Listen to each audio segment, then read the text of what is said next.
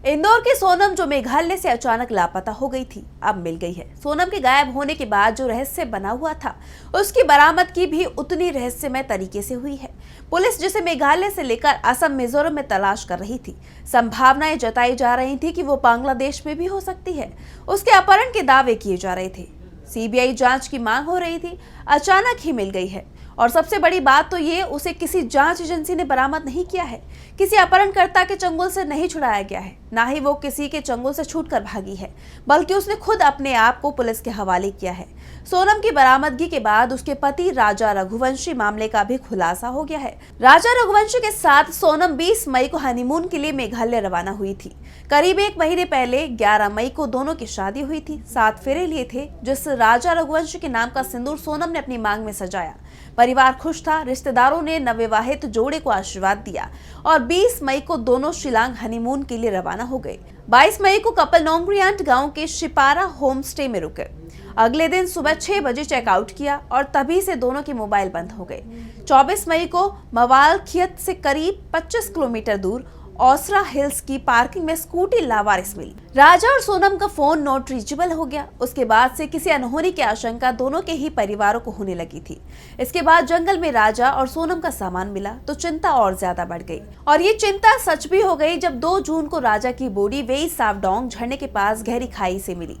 हाथ पर बने टैटू से पहचान हुई, लेकिन सोनम का कुछ पता नहीं चला। लेकिन अब करीब 17 दिन बाद कहानी में जबरदस्त ट्विस्ट आया है। सोनम जिंदा मिल गई है, और वो भी यूपी के गाजीपुर से। गाजीपुर पुलिस ने उसे अपनी हिरासत में ले लिया है। इसके बाद जो खुलासे हो रहे हैं, उसने सभी को हैरान कर दिया है, क्योंकि पुलिस और जांच एजेंसियां को शक मानव तस्करों के गिरोह पर था।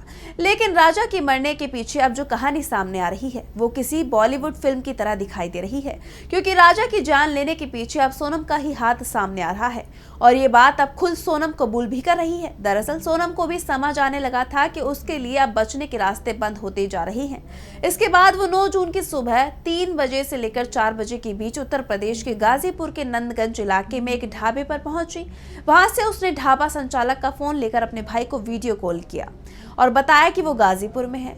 भाई ने तुरंत इंदौर पुलिस को सूचना दी, जिन्होंने गाजीपुर पुलिस से संपर्क किया।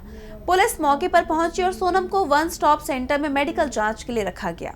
जांच में कोई चोट या मारपीट का निशान नहीं मिला। अब जो कहानी निकलकर सामने आ रही है, वो बेहद चौंकाने वाली है। पुलिस की तरफ से बताया गया है कि सोनम पहले से किसी युवक से प्रेम करती थी और शादी भी करना चाहती थी, लेकिन परिवार के दबाव में उसने राजा रघुवंशी के साथ शादी कर ली। शादी तो कर ली, लेकिन अपने प्रेमी को भूल नहीं पा रही थी, इसलिए शादी के बाद भी वो अपने प्रेमी से संपर्क में बनी हुई थी। इसके बाद सोनम ने राजा को रास्ते से हटाने की साजिश रचना शुरू कर दिया। राजा को सबसे पहले मेघालय चलने के लिए मनाया और फिर वहीं अपने प्रेमी को भी बुला लिया। दोनों ने मिलकर शिलांग में राजा की जान ले ली। इस पूरे मामले में कुल 4 लोग शामिल थे, जिनमें 3 इंदौर से पकड़े गए हैं, जबकि एक आरोपी उत्तर प्रदेश से है, जो फिलहाल फरार है। मेघालय के डीजीपी एल नोंगरांग ने पुष्टि की है कि इंदौर निवासी राजा रघुवंशी की जान लेने में उसकी पत्नी सोनम समेत 4 लोगों को गिरफ्तार किया गया है। गाजीपुर से हिरासत में ली गई सोनम से पूछताछ जारी है। इस बीच सोनम की मां संगीता सोनम का भी बयान सामने आया है। उन्होंने कहा कि धन्यवाद, जो मिल गई है। ये भी दुख है, वो भी दुख है। संगीता ने कहा कि क्या सही है और क्या गलत है, ये तो जांच के बाद ही पता चलेगा। मैं क्या ही बताऊं, बेटी मिल गई है, लेकिन सच क्या है, अब तो आगे की चीजों का हमें ही सामना करना पड़ेगा।